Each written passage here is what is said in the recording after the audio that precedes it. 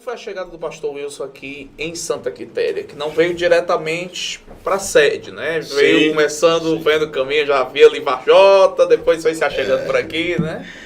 É assim, meu amigo Tiago, para mim tratar desse assunto da minha chegada em Santa Quitéria, eu preciso pular muita coisa, né? Mas já que a sua pergunta é essa, é assim, nós, evangélicos, nós temos uma convenção, tá? Nós temos uma hierarquia, inclusive aqui no estado do Ceará, acho que no Brasil é uma das igrejas, entre as demais também, muito organizada nessa questão da hierarquia, das nossas autoridades eclesiásticas, tá?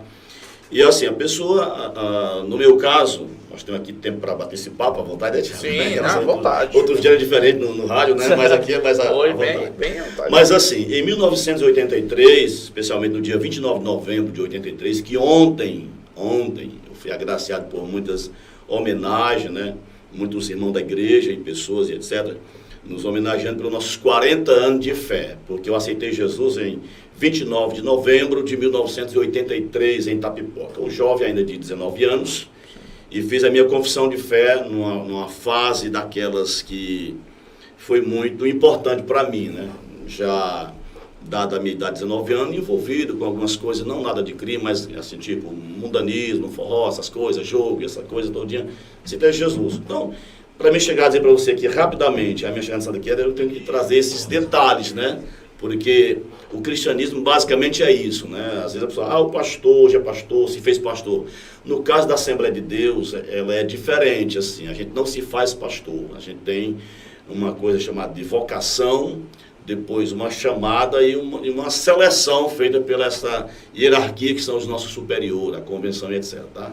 Então, Tiaguinho, eu aceitei Jesus em 83, a minha esposa atualmente, a mãe dos meus filhos, né? Nós já nos conhecíamos há um ano, sem ser crente, nós éramos dançador em festa, essa coisa todinha, né?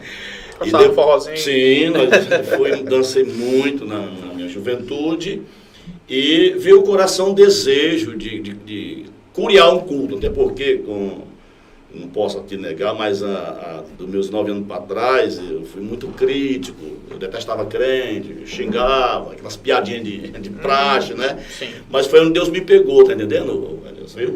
Aí me veio o desejo de ir a uma igreja evangélica, aí essa ida eu gostei, fui várias vezes, vários tipos de culto que eu não conhecia, mas hoje eu sei que são cultos diferenciados dos outros, né? Tem as suas especialidades, né?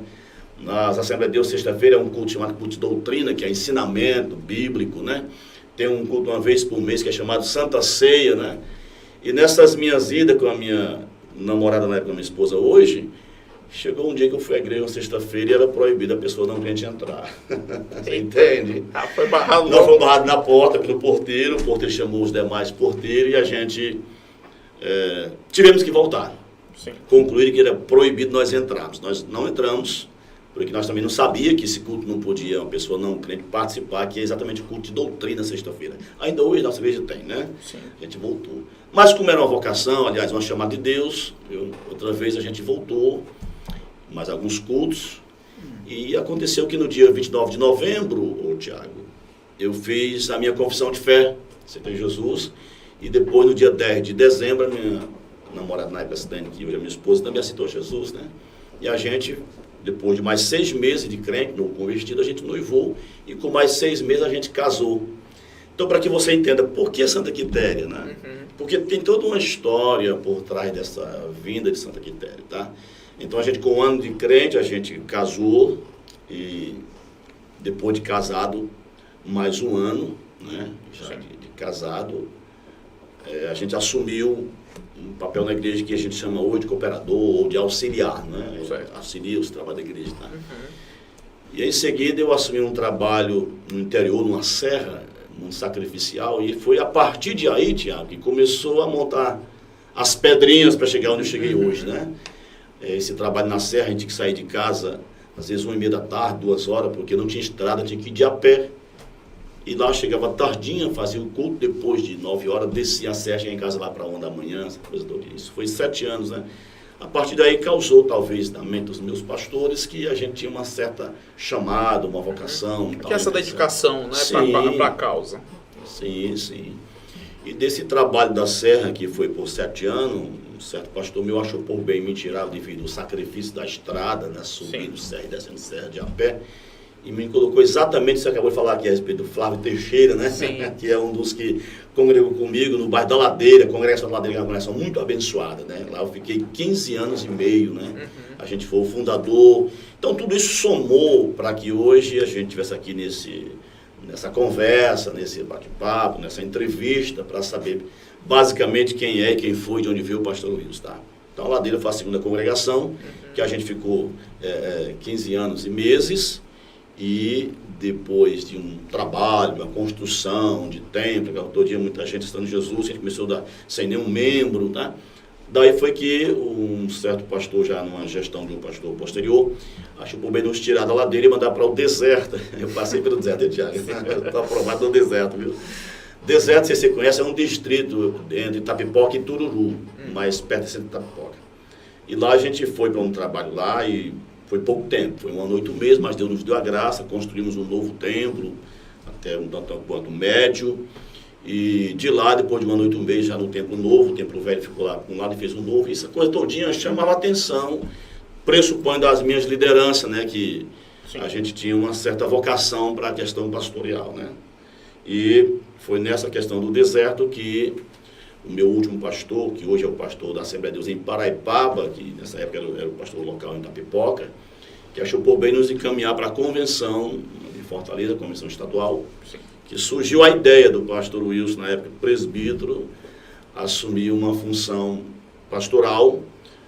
Devo aqui explicar para os senhores e quem está nos assistindo que na Assembleia é basicamente assim, a pessoa é membro, aí vai ser cooperador, que é o auxiliar, depois passa para a função do diaconato, eu passei, depois para o presbitério, que cada função tem um trabalho diferenciado, e depois do presbitério é que vai pela convenção enviado para um campo, outra cidade, um distrito, para fazer um trabalho de evangelista autorizado, tá? Sim. Aí é onde está a questão mais delicada, porque como evangelista ele tem 2 anos de trabalho para ser aprovado, ou então volta para casa, né?